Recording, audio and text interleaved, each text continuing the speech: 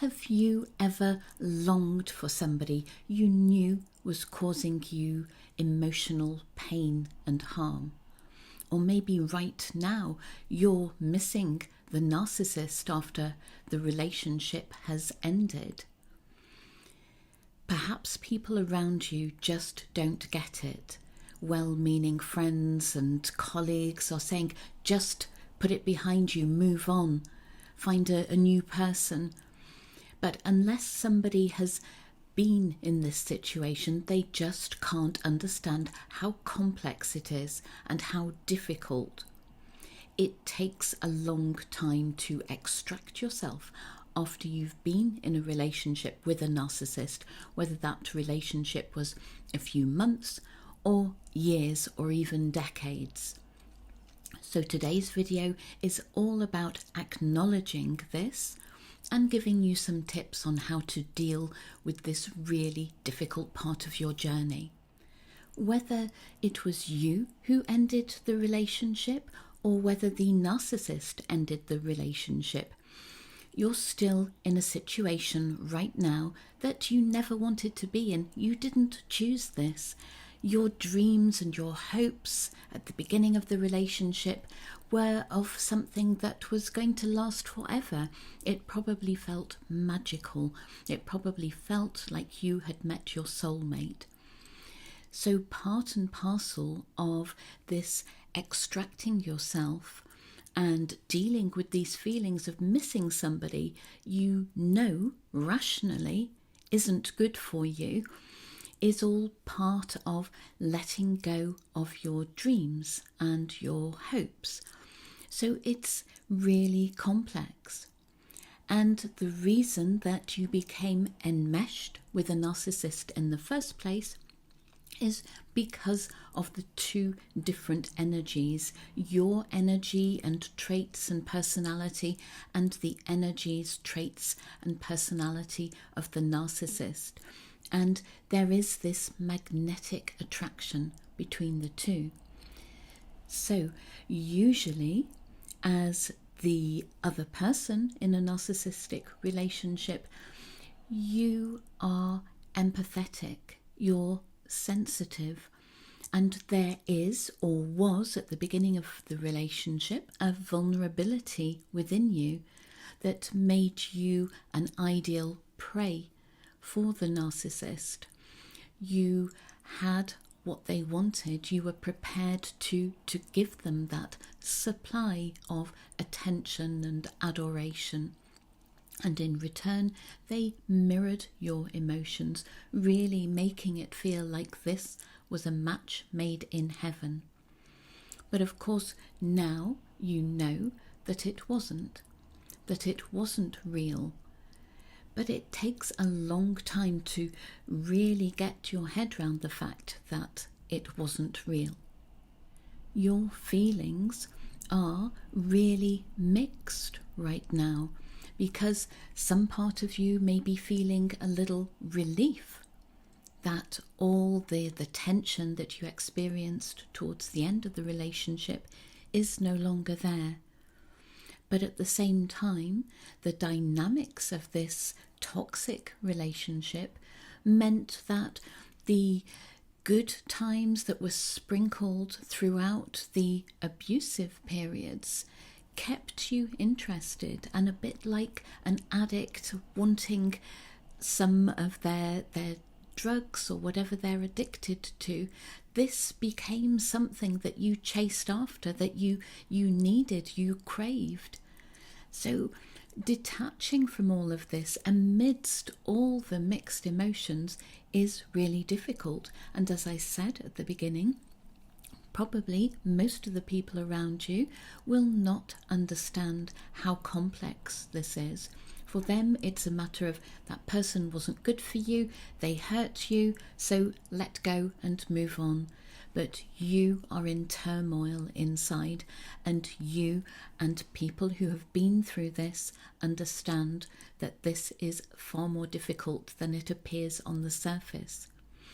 I have personally experienced this phenomenon, this difficulty in letting go, and I have helped hundreds of clients on their journey as they extracted themselves from a narcissistic relationship and created a new chapter for themselves. So, a word of hope: it is totally possible to come out the other side, but you're going to need to be patient with yourself. You're going to need to be compassionate with yourself, and you're going to have to allow yourself the time that it takes. There is no textbook. There is no set time that this is going to take. And even if you can feel the impatience of people around you, take your time. This is your journey, and you have the right to do it your way at your own pace. So make sure that you do surround yourself with people who get this. And this may be online support groups. There are many on different social media platforms. Choose them carefully. There are some that are more sensationalist rather than helpful, and there are others that are very nurturing and helpful. So make sure you find your tribe. Other ways of getting support are in in-person support groups. You can look up domestic violence support groups in your area, and you can reach out to a therapist who is going to work with you one-to-one on this journey. Some therapists do group programs as well, so you have a mixture of both worlds. If you want to check out what it's like to work with me, then my contact details are below. But I think the overriding message is that you are not alone. You may feel isolated right now. You may feel that this is never going to end, but I can assure you that you're not alone, and you are going to come out the other side. You're going to come out the other side stronger, bolder, brighter than ever before. Another important part of your healing journey is to practice acceptance, not to fight these very strong emotions that you're feeling. Keep a journal, keep a diary, whether that's in a book on paper or whether it's a digital diary or whatever.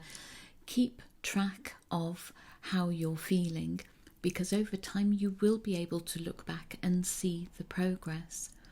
Also keep track of memories that pop up of what happened in that relationship, the toxic behaviour of the narcissist, because we do have a tendency, especially those of us who are sensitive and full of empathy, to remember especially the good times. So it's important that you give yourself a reality check by journaling and keeping a note. So be patient with yourself, and as you are going through this time, make sure that you set aside time to care for yourself. And it doesn't matter what that self-care is. It can be small things like carving out time to have a bath or read a book or go for a walk. It can be big things if you have the budget to do that, to take yourself away and have a spa weekend or have a trip away that is going to help you change your ideas. Do whatever you can do within your means, but make sure that now, in this interim chapter, if you like, you are putting yourself first, because you deserve to be cared for. You deserve to be nurtured. That hasn't happened for a long time, but now it is your time. So find your tribe, find your support. Be patient with yourself. Take care of yourself. And if you want to hear of my new videos coming out that are going to offer more support and guidance, don't forget to subscribe to the channel, and as I said, contact details are below. I wish you all the very best, and I'll see you next time. Bye for now.